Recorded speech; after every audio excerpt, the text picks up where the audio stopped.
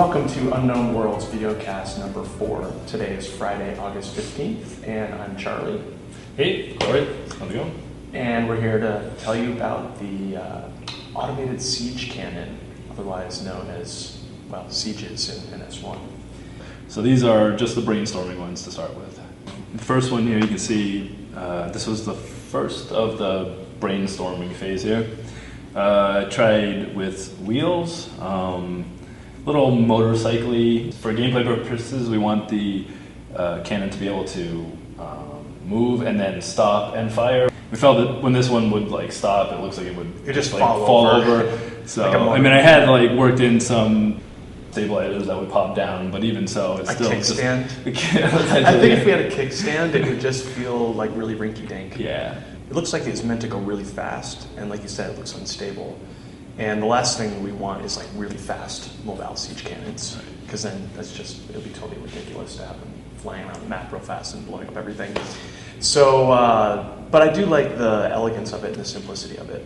Okay, so number 2 was obviously one big thing was moving from wheels to treads, because I wanted to explore a bunch of options. It would have panels that open up, things that move, just to make that animation exciting and interesting, like when, you know, the player is standing there and they see this thing deploy. Yeah. It's a dramatic high. Yeah. Hopefully. So some of the things people didn't respond so well on this one was this front part opens up and pops down and is like a stabilizer to help it when it fires in the recoil.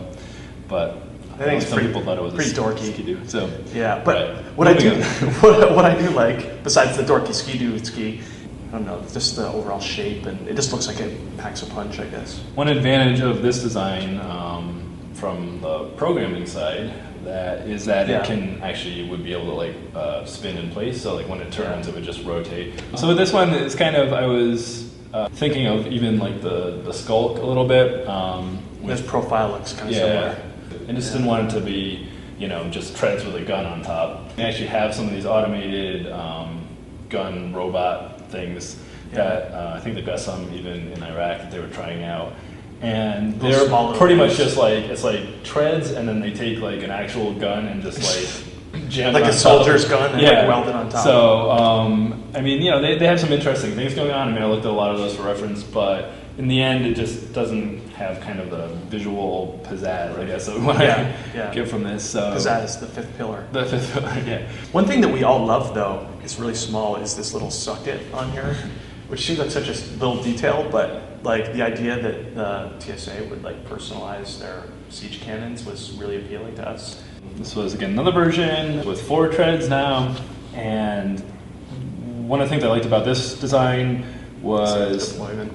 Both the deployment and also I like these front treads a lot because they would be very maneuverable. So this thing, we're thinking, you know, maybe it needs to go upstairs in one of the, you know, the rooms or something. So those treads would be able to move and allow it to, you know, traverse various, you know, elevations like that. It's strange designing a tank for the indoors. Yeah, which is basically what this is. Exactly. Actually, one thing I really like about this one is, I mean, I don't know if it's good or bad, but it looks a little bit less like a gun and a little bit more like some kind of like electronic device.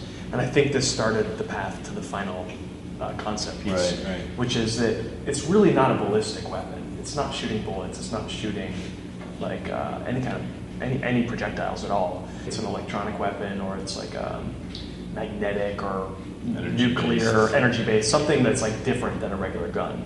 So taking all that feedback, I did a final pass on it, tried to incorporate as much of the elements that I liked and that other people liked, and came up with this final design. I think one of the problems I had with a lot of the other designs and in general trying to work through the gameplay aspect was, again, that aspect where it should stop and fire and not be able to fire while moving.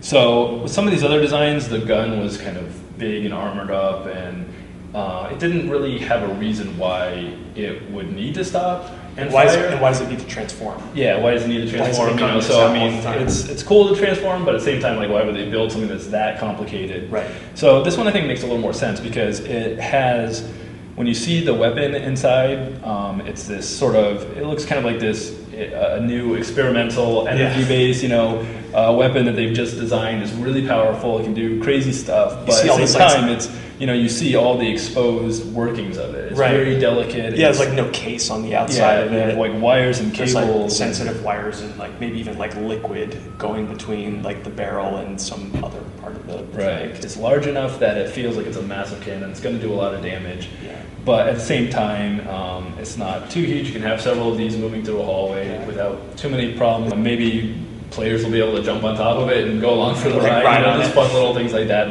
people always like to do in games, just goofing around and stuff. So we think it's going to achieve what we want. It's pretty complicated. It'll have a lot of interesting animations with parts that pop out, open up, unfold. I think it's going to be dramatic when it is deployed in combat, and I think it's going to like change the whole, kind of change the battleground when it happens. Yep. So that's the Siege Cannon. Hopefully this gives you a little insight into how kind of the concept, and actually to an extent the gameplay, evolves from these high-level ideas. And hope you enjoyed it. Give us feedback, and we'll keep giving you more of these. Bye. See you.